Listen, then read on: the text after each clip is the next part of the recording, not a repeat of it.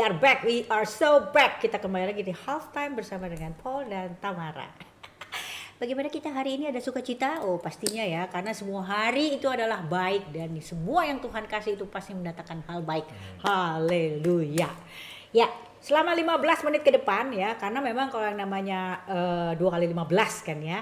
Dan kami akan mencoba berbagi half-half secara adil. We will flip the coin. Sekarang kita udah punya coin ya Pak Paul.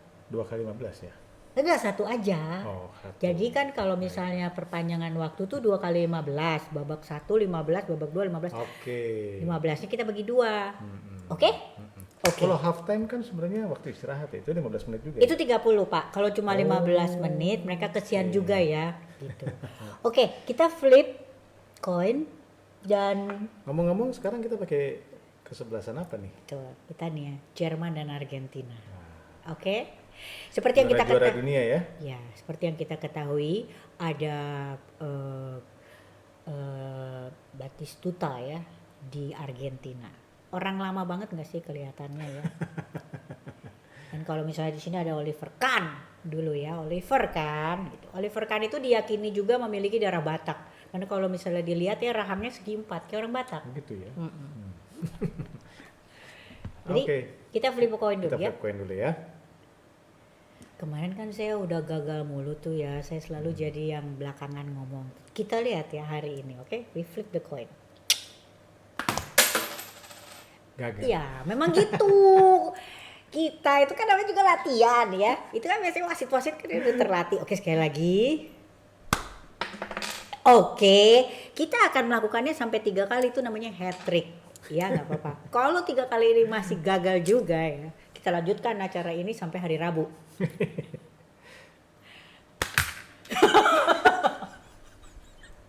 Udahlah, tinggal ngeliat. Head or tail? Head dong sekarang ya. Head. Oke. Head. Oke ya. Oke, saya duluan ngomong. Ini kita akan melanjutkan kemarin yang kita bahas adalah mendengar suara Tuhan. Iya, benar kan ya, suara Tuhan. Suara Tuhan itu gimana sih? Oke. Suara itu tuh ada 3 jenis ya. Suara ada 3 jenis. Suara yang dalam hati ya? Ya, suara dalam hati ya. Ada suara kita sendiri ya, itu udah pasti. Kemudian ada suara Tuhan dan satu lagi suara setan. Ada 3. Oke? Udah. Segitu aja sebenarnya porsi saya sebagai pembuka.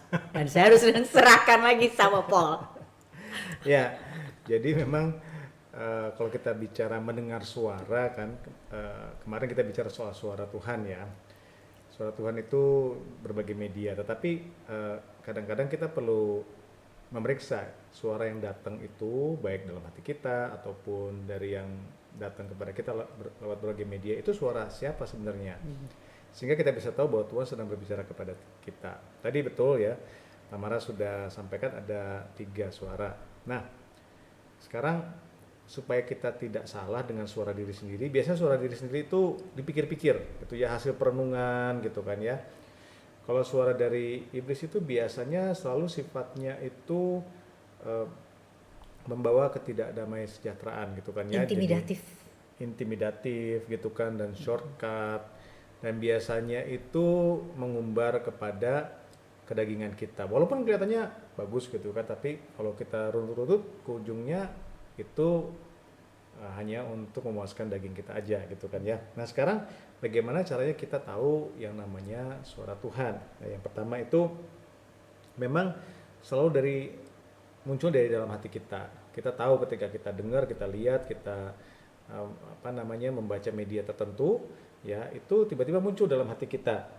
Kemudian biasanya selalu sifatnya spontan ya, tidak karena dipikir-pikir ya, direnungkan terlalu dalam gitu kan, tetapi memang tiba-tiba muncul dalam hati kita ya gagasan tersebut. Dan biasanya itu ringan dan lembut, tidak intimidatif tadi seperti kata Tamara ya. Jadi kalau suara Tuhan itu, karena Tuhan itu kan apalagi Roh Kudus yang bekerja dalam hidup kita, itu memang roh yang lemah lembut ya. Dia tidak memaksa, dia tidak mengintimidasi, tetapi betul-betul lembut. Kemudian selalu mengandung pesan khusus dan pelajaran khusus. Jadi tidak terlalu umum gitu kan ya. Misalnya Kalau misalnya mau mengampuni gitu kan, itu sih nggak usah pakai suara Tuhan, yaitu kita baca firman pun ya, kita tahu bahwa kita harus mengampuni orang. Tetapi ada situasi tertentu di mana kita harus melakukan satu hal yang spesifik dan khusus yang kita harus lakukan atau kita harus ketahui, maka biasanya suara itu bicara seperti itu ya. Kemudian yang terakhir itu selalu memiliki kuasa rohani. Artinya suara tersebut ketika kita laksanakan ya, ketika kita lakukan itu ada dampaknya secara rohani. Entah kita jadi damai sejahtera, entah apa yang kita gumulkan itu ternyata mendapatkan solusinya. Demikian gitu ya. Itu yang namanya suara dari Tuhan. Nah, seperti kemarin kita sampaikan, medianya sendiri bisa macam-macam. Bisa suara yang audible ya, itu adalah kedaulatan Tuhan ya. Bisa mungkin pakai agen tertentu, misalnya malaikat seperti Daniel itu kan sering sekali malaikat bicara kepada dia gitu kan ya. Tapi itu yang spesial-spesial, yang paling umum seperti kemarin kita sudah bicarakan adalah melalui firman Tuhan ya. Tapi firman Tuhan yang mana? Yang spesifik, yang memang sedang berbicara kepada kita. Nah, itu yang disebut dengan kita harus peka untuk mendengarkan suara Tuhan. Demikian Ibu Tamara. Keren banget ya. Tapi tadi kan dibilangin ya kalau yang namanya suara Tuhan itu selalu memiliki kuasa rohani. Karena suara Tuhan itu pasti akan memberikan sebuah gagasan. Gagasan itu memiliki dampak, pastinya itu dampak secara pribadi maupun dampak secara global. Nah, karena yang namanya kuasa rohani itu pastinya untuk yang mau dengar suara Tuhan itu pasti investasinya juga secara rohani. Dengan berinvestasi secara rohani, kita memiliki naluri rohani. Kalau kita punya naluri rohani, kita udah pasti bisa menyaksikan segala jenis penampilannya yang very ilustratif. Tuhan itu kreativitasnya itu ilahi loh. Jadi segala sesuatu tuh ilustrasinya Tuhan itu juga wow, and that's beyond. Tapi untuk punya naluri rohani itu pastinya yang seperti kemarin kita sampaikan harus ada investasi rohani juga. Investasinya itu kita yang decide. Ya, kalau saya sih mikirnya gini, ya itu tadi ya. Kalau kita mau diving, itu sama kayak kita sekarang nih ya, isolasi mandiri. Oke? Semakin kita terisolasi, itu kita pasti akan semakin peka. Kita punya kepekaan yang di atas rata-rata gitu. Jadi kalau misalnya kita diving gitu ya, semakin kita masuk deeper, going deeper and going all the way to the deepest, itu pasti kita punya kepekaan yang gila-gilaan juga gitu.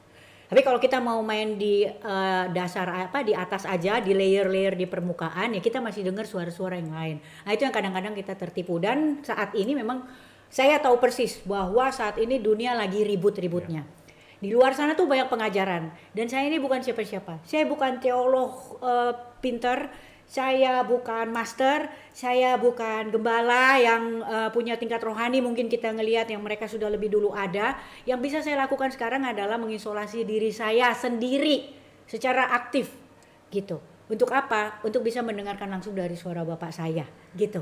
Jadi kenapa saya pengen di sini kita semua itu secara aktif tidak menitipkan apapun itu dengan mereka-mereka yang ada di sana. Karena Tuhan bisa pakai siapa saja, termasuk juga dengan kita sendiri. Kalau kemarin sih kita bahas kitab Yunus gitu ya. Tuhan tuh mau pakai orang yang gak berguna aja jadi berguna. Kita itu ciptaan loh, jadi masing-masing kalau ciptaan itu pasti dia akan kasih kita semua atribut yang akhirnya membuat kita itu makin dekat sama dia. Tuhan itu gampang loh ya, sekali lagi Tuhan itu gampang, mendengarkan suara Tuhan itu gampang. Cuma satu, jangan bikin dosa, udah gitu ya. Tuhan itu gampang ketika kita radikal sama dia. Tuhan itu menjadi sulit ketika kita membuat dia gampangan. Nah gitu ya. Jadi sekarang kita periksa apakah kita itu menggampangkan Tuhan. Karena ketika kita menggampangkan Tuhan, cirinya adalah kita kehilangan suara dia. Udah itu aja sih kalau menurut saya ya. Oke. Gimana Pak? Baik, jadi memang seperti itu. Jadi kita harus waspada karena dunia ini sedang memberikan banyak sekali suara ya. Tidak hanya suara yang kita dengar, tapi yang kita baca juga di media sosial gitu kan, di YouTube, di pengajaran-pengajaran yang ada gitu kan, dan itu semua adalah suara-suara yang kita harus pilah-pilah ya. selama 30 hari ini kita akan membahas topik-topik yang menjadi pokok-pokok doa dari doa dan puasa di GBI, yaitu ada penanganan COVID-19 ya. Itu contohnya nanti sudah disiapkan ya, seperti Ya, hoax yang beredar itu ya. kayak vaksin lah, terus ada mengubah DNA gitu ya. Terus kemudian kita juga nanti akan membahas topik-topik tentang keamanan dari Negara Kesatuan Republik Indonesia, kemudian ketahanan pangan tentunya secara alkitabiah, terus juga ada lawatan Roh Kudus dan juga penuntasan amanat agung. So we cannot wait. Oke, yuk mari kita berdoa. Bapak kami ucap syukur Tuhan untuk hari ketiga memasuki hari keempat doa puasa kami. Bapak kami berdoa Tuhan supaya apa yang kami kerjakan ini Tuhan sungguh-sungguh berkenan di hadapan-Mu.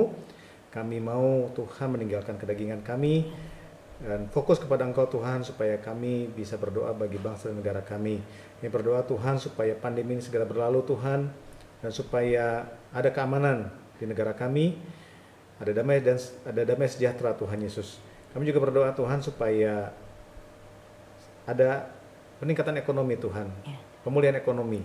Kami percaya Tuhan, di masa-masa ini juga Tuhan, Kau akan mencurahkan Roh Kudus-Mu Tuhan, supaya banyak orang datang kepadamu ya Bapa dan menerima Kau sebagai Tuhan dan Juru Selamat, sehingga kami bisa menuntaskan amanat agung.